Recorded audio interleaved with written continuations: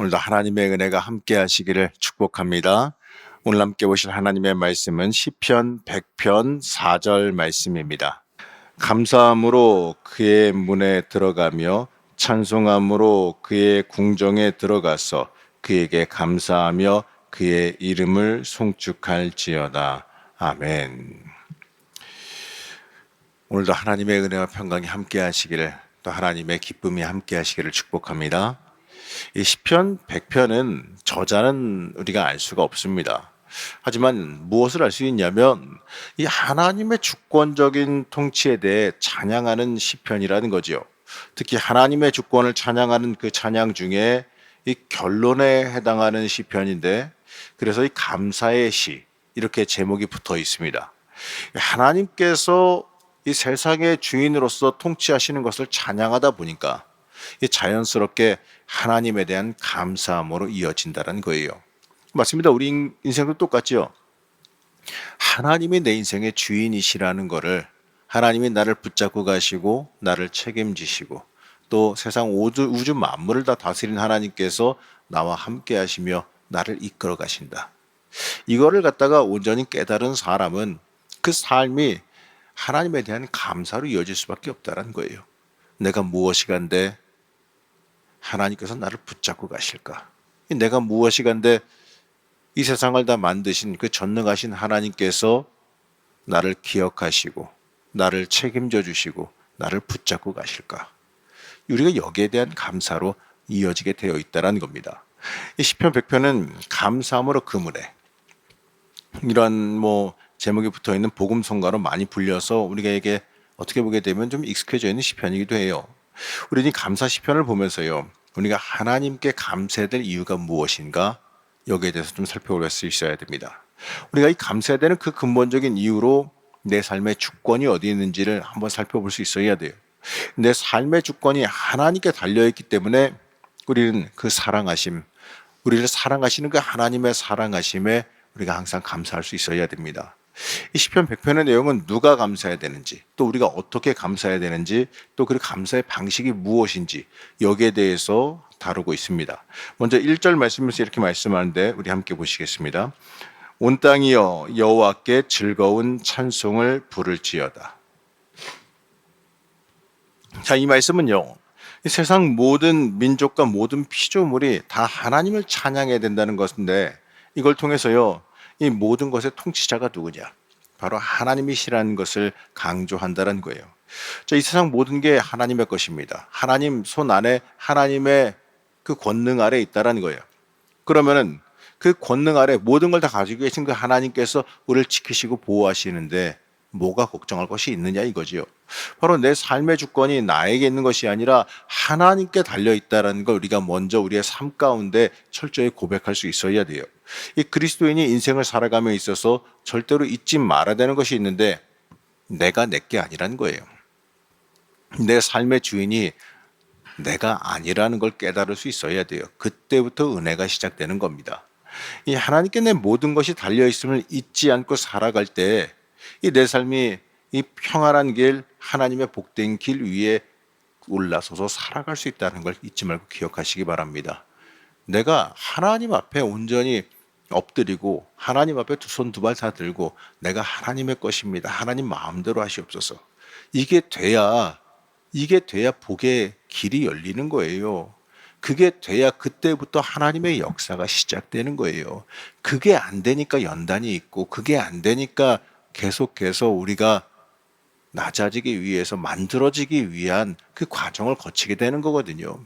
내가 하나님 앞에 철저히 엎드리고 철저히 낮아지고 하나님 앞에 두 손 두 발 다 들을 수 있는 준비가 되어져야, 그래야 그때부터 하나님의 역사가 시작되는 거 아니겠어요? 재료가 준비가 돼야 그걸로 요리를 하던 뭘 만들던 하지. 재료가 준비가 안 되면 어떻게 해야 되겠습니까? 재료 다듬는 것부터 계속 해야지요. 써야 되는데 재료가 준비가 안 되면 어떻게 합니까? 준비 안 된 걸로 못 만들잖아요. 그러면 계속해서 준비를 해야 되는 거예요. 마찬가지입니다. 내가 하나님 앞에 철저히 엎드리고 철저히 두 손 두 발 다 들고 하나님의 것입니다, 하나님 날 사용하여 주시옵소서, 이 준비가 안 되면, 하나님 앞에 내 고집 내려놓는 게 준비가 안 되면 재료 준비가 안 된 거예요. 그러면 어떻게 되겠습니까? 계속해서 재료 만드는 일을 우리가 계속해서 해야 된다는 거죠. 한마디로 시련과 연단이 계속될 수밖에 없다는 거예요. 그러니까 하나님 앞에 좀 똑똑한 사람들은 빨리 항복할 줄 알아요. 하나님 앞에 빨리 두 손 두 발 다 들고 하나님 앞에 나는 하나님의 것입니다. 하나님 마음대로 하십시오. 이렇게 엎드릴 줄 아는 지혜가 생긴다는 거죠. 그렇게 됐을 때 그때 하나님께서는 준비가 되었구나 그러면 만들기 시작하자. 이러면서 우리가 복 위에 올라서게 된다는 걸 잊지 말아야 돼요. 그게 되었을 때에 우리가 하나님 앞에 온전히 또 쓰임 받을 수도 있는 거 아니겠습니까? 자, 그러면은요, 2절 말씀에서는 찬양하면서 어떻게 찬양해야 되는지를 말해 주는데, 자, 2절 말씀 함께 보시겠습니다. 기쁨으로 여호와를 섬기며 노래하면서 그의 앞에 나아갈지어다. 자, 여기서 섬기다라는 단어는요, 종이 행하는 일을 뜻하는 아비드라는 단어를 쓰는데, 바로 여호와 하나님이 내 주인 되시기에 나는 그분의 종으로서 마땅히 해야 하는 일을 행해야 한다라는 겁니다. 내가 하나님 앞에 쓰임 받는 그 모든 것이 내가 특별하게 하나님께 은혜를 베풀어 드린다 뭐 이런 게 아니에요. 종으로서 마땅히 해야 될 일 하는 겁니다. 그리고 그것 자체가 내가 쓰임 받음의 기쁨으로 여길 수 있어야 돼요. 내가 하나님 앞에 쓰임 받는다 이걸 영광으로 알아야 돼요. 나같이 부족하고 나같이 더럽고 나같이 어떻게 보게 되면 쓰임 받는데 합당하지 못한 존재인데 근데 하나님께서 그럼에도 불구하고 이쁘다고 써주시는 거예요. 이 그것 자체를 깨닫고 그것 자체에 감사할 수 있을 때 그때 우리가 복의 그릇으로 준비가 되어졌다는 거예요. 그걸 당연하게 받아들이고 우리가 가진 것을 다해서 최선을 다해서 묵묵히 순종하는 삶을 살아가야죠. 하나님께서는 나 없어도 돼요. 나 안 써도 더 좋은 걸로 갖다 쓰실 수가 있어요. 그런데도 불구하고 굳이 써두시는 건 나 복 주시려고 쓰시는 거예요. 나에게 은혜를 허락하시는 거예요. 그걸 우리가 깨달을 줄 알아야 돼요. 그걸 깨닫지 못하고 하나님 왜 맨날 나만 부려먹고 왜 나만 이렇게 힘들게 만들고 아니에요. 복 주시려고 쓰시는 거예요. 쓰임 받아야 복을 받죠. 그러한 삶이 우리가 하나님 앞에 감사할 줄 아는 삶이 당연하게 행해야 되는 삶의 모습이라는 걸 우리가 깨달아야 됩니다. 우리가 항상 뭐가 부족해지냐면 감사가 부족해요. 물론 복 많이 받고 응답받고 좋은 일 있으면 다들 감사하겠죠. 그런데 중요한 건 그때 감사하는 게 아니라 하나님께서 나와 함께 하시는 그 근본 자체에 감사할 수 있어야 돼요. 그 감사가 삶 가운데 넘치는 인생이 하나님 앞에 엎드린 인생이기 때문에 그렇습니다. 우리가 있어야 될 자리에 있을 때 우리가 약속의 복도 누릴 수 있다는 것 잊지 마시기 바랍니다. 3절은 다시 하나님과 우리의 관계가 어떠한가 이걸 다시 정리해 주는데 이 3절 말씀 함께 보시겠습니다. 여호와가 우리 하나님이신 줄 너희는 알지어다. 그는 우리를 지으신 이요 우리는 그의 것이니 그의 백성이요 그의 기르시는 양이로다. 여러분 목자는 양을 돌보며 그 양이 생존할 수 있게 지켜주세요. 그리고 살 수 있게 인도해 줍니다. 양은 이 목자의 도움 없으면 생존할 수가 있는 생물이 아니에요. 이 하나님과 우리와 관계가 이 무조건적인 복종과 강압과 압제의 관계가 아니라 하나님께서 온전하게 돌보시며 살리기 위해 인도하실 때 그에 맞게 순종하며 따라가는 삶을 살아가야 한다는 거예요.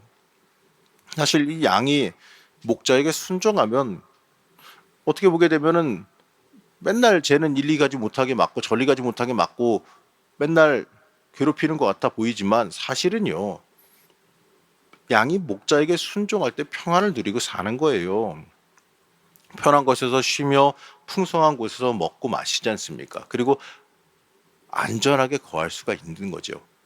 그러나 그에 순종하지 않고 도망 다니게 되면 위험에 처할 수도 있어요. 죽을 수도 있어요. 그리고 먹을 것이 없는 자리를 헤맬 수도 있어요. 그렇기 때문에 이 하나님과 우리와의 관계를 목자와 양으로 설명하면서 우리가 순순히 그에 순종하며 살아갈 때에 오히려 복된 삶을 살 수 있다라는 것을 다시 한번 가르쳐주고 있는 겁니다. 여러분 또 4절 말씀은 복음성과 가사로 우리가 많이 잘 알고 있는데 한번 4절 말씀 함께 보시겠습니다. 감사함으로 그의 문에 들어가며 찬송함으로 그의 궁정에 들어가서 그에게 감사하며 그의 이름을 송축할지어다. 저기 보기에는 어디에 들어간다 그럽니까? 문에 들어간다 그러죠. 이 문은 성전으로 들어가는 문이에요. 그렇기 때문에 이 부분은 하나님께 경배하기 위해서 그 앞에 나가는 사람마다 기쁜 마음으로, 그리고 하나님께 감사하는 마음으로 나아가야 된다는 걸 다시 한번 우리에게 알려주고 있습니다. 그 뒤에 이어지는 궁정, 이것도요 은유적인 비유인데 이것 또한 성전 문을 나타내는 말입니다. 이 구절은 하나님을 경배하기 위해서 성전에 나오는 사람들에게 이 어떠한 마음가짐으로 하나님 앞에 나와야 하는지를 잘 알려주는 구절입니다. 여러분, 우리가 이 주의 전에 나올 때 하나님 만나는 기쁨으로 나와야 돼요. 내가 하나님 전에 나갈 때 교회 안 나가면 하나님한테 혹시라도 혼날까봐 그런 마음으로, 그것도 아니에요. 또 어떤 경우에 사람 만나려고, 이것도 아니에요. 하나님 만나는 기쁨으로 와야지요. 중요한 거는요, 와서 내가 오늘 하나님 만나야지, 하나님 주신 은혜 받아야지, 하나님께서 나에게 주시는 하나님의 음성 들어야지, 이 심정으로 와야 돼요. 교회 성전에 오면서 나는 오늘도 주님 만나러 온다, 이 기쁨이 있어야 돼요. 그래야 우리가 예배드리러 올 때 감격과 기쁨이 있어지게 되는 겁니다. 이 예수 앞에 나오면요, 우리의 모든 죄가 다 사해지고 우리의 막힌 것이 풀어지는 은혜가 있기 때문에 그렇습니다. 주님 만나면 모든 게 해결돼요. 그렇기 때문에 항상 성전에 오면서 하나님과의 그 만남을 기대하면서 나올 수가 있어야 돼요. 그럴 때, 그렇게 나올 때 하나님께서 만나주시고 해결해 주시는 은혜도 우리에게 임할 줄로 믿습니다. 자, 5절은 그 이유에 대해서 말씀해 주는데 5절 말씀 함께 보시겠습니다. 여호와는 선하시니 그의 인자하심이 영원하고 그의 성실하심이 대대에 이르리로다. 아멘. 자, 맞습니다. 이 모든 피조물을 향하신 하나님의 이 선택하심과 인자하심이 영원하기 때문에 우리가 주의 전에 나아가야 되는 거예요. 바로 우리가 하나님 앞에 나와야 되는 이유가 여기에 있기 때문에 그렇습니다. 여호와는 선하시기 때문에 우리를 사랑하시죠. 그리고 그의 인자하심이 영원하세요. 그렇기 때문에 그의 성실함이 대대에 이른다. 우리의 인생 가운데도 하나님의 그 성실하심, 하나님의 그 사랑하심, 그 돌보심이 계속 임하기 때문에 우리가 주의 전에 나와야 한다는 거예요. 한마디로요, 예수 앞에 나오면 살 길이 열려요. 예수 앞에 나오면 우리의 삶이 다시 살아난다는 거예요. 시편 100편을 읽으면서 우리가 먼저 기억해야 되는 것은 내 삶이 내 것이 아니라는 것부터 깨달아야 됩니다.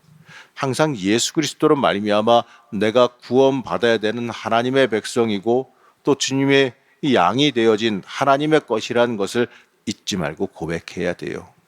우리의 몸은 주님께서 이 예수 그리스도의 그 피의 값으로 사신 것이기 때문에 우리는 항상 몸으로 하나님께 영광 돌리며 살아갈 줄 알아야 됩니다.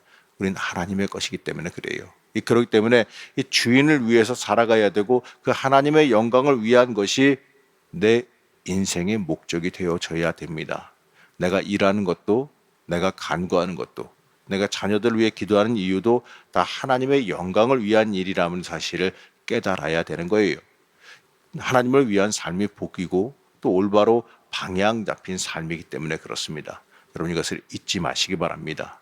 자, 그렇다면 하나님께 영광 돌리는 방법이 뭐겠습니까? 단순히 경건의 모양만 갖추면 될까요? 누가 보기에도 거룩한 기도를 하고 누가 보기에도 거룩한 행동을 하면서 몸의 자태를 거룩하게 움직이고 이렇게 하면 될까요? 아니죠.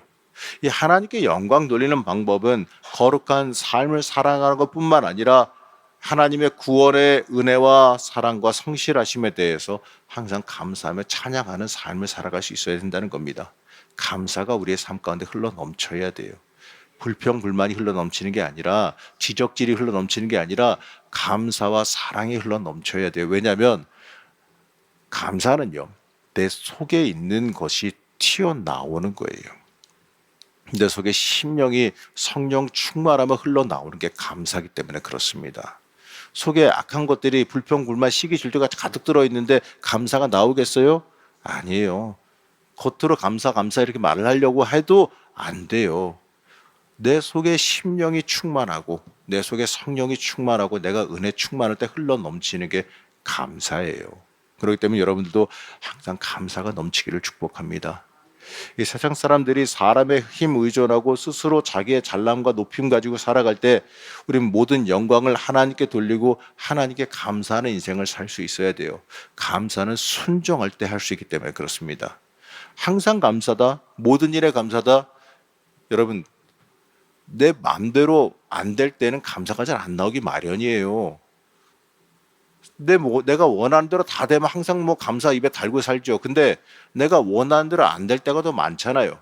하나님의 인도하심이라는 게 어디 내 멋대로 다 됩니까? 그런데 항상 감사는 하나님 앞에 철저히 순종하는 사람이 되어졌을 때 하는 거예요. 바로 내 뜻대로 안 돼도 그래도 감사. 하나님께서 나를 붙잡고 계시니 더 좋게 인도하시리라. 그 믿음이 생기니까 그래도 감사합니다. 이렇게 외칠 수가 있는 거예요. 하나님이 나를 책임지신다라는 확신이 있으니까, 그 믿음이 있으니까 안 돼도 하나님 앞에 감사할 수 있는 거예요. 하나님이 더 좋으신 일로 나를 이끌어 주실 줄은 믿습니다. 그래서 나는 감사합니다. 이게 우리의 신앙 고백이 될 수 있어야 됩니다. 그리고 이 감사 자체가 또 간증이 돼야 돼요. 하나님, 어떻게든 간에 하나님께서 나를 사랑하시고 붙잡아 주시니 그러니 어떠한 상황이든 나는 감사하겠습니다. 그래도 감사합니다. 이래도 감사합니다. 이게 우리의 삶의 고백이자 믿음의 고백이 될 수 있어야 됩니다. 그러한 삶이 하나님을 내 인생의 주인으로 선포한 삶이 되어집니다. 잊지 마시기 바랍니다. 하나님은 우리를 책임지십니다. 그렇기 때문에 하나님 앞에 감사함으로 하루하루를 살아가시길 축복합니다. 하나님께서 그럴 때 놀라운 인생 가운데 역사하시는 은혜가 있을 줄로 믿습니다. 감사함으로 하나님 앞에 나아갈 때 틀림없는 응답과 하나님의 역사, 하나님의 책임지심이 여러분 삶 가운데 충만할 줄로 믿습니다. 오늘도 기도하실 때 그 하나님의 은혜와 평강, 우리를 책임지시는 하나님의 은혜가 충만하기를 제가 간절히 축복합니다. 잠시 기도하겠습니다. 우리를 사랑하시는 하나님, 오늘도 우리를 인도하시고 지켜주시는 하나님의 은혜에 감사드립니다. 하나님, 우리의 삶 가운데에 감사가 흘러넘치게 허락하여 주시옵소서. 불평과 원망보다 감사와 하나님 앞에 순종이 넘치게 하여 주옵시고, 또 그로 인하여서 하나님께 쓰임받기에 합당한 준비되어지는 인생들 되게 허락하여 주시옵소서. 그로 인하여서 하나님께 쓰임받고 또 하나님의 역사에 동참하고 하나님의 계획과 하나님의 그 놀라우신 인도하심 가운데에 하나님 주시는 기쁨으로 살아갈 수 있는 은혜와 역사가 우리의 삶에 충만하게 임하게 허락하여 주시옵소서. 오늘도 기도할 때에 우리에게 심령의 충만함 허락하여 주셔서 감사가 넘치게 하여 주옵시고, 또 그로 인하여서 하나님이 주시는 놀라운 복과 은혜를 받아 누리는 역사가 있게 허락하여 주시옵소서. 오늘도 기도하는 중에 하나님의 은혜와 역사가 있기를 소망하며 거룩하신 예수님의 이름으로 간절히 기도하였습니다. 아멘.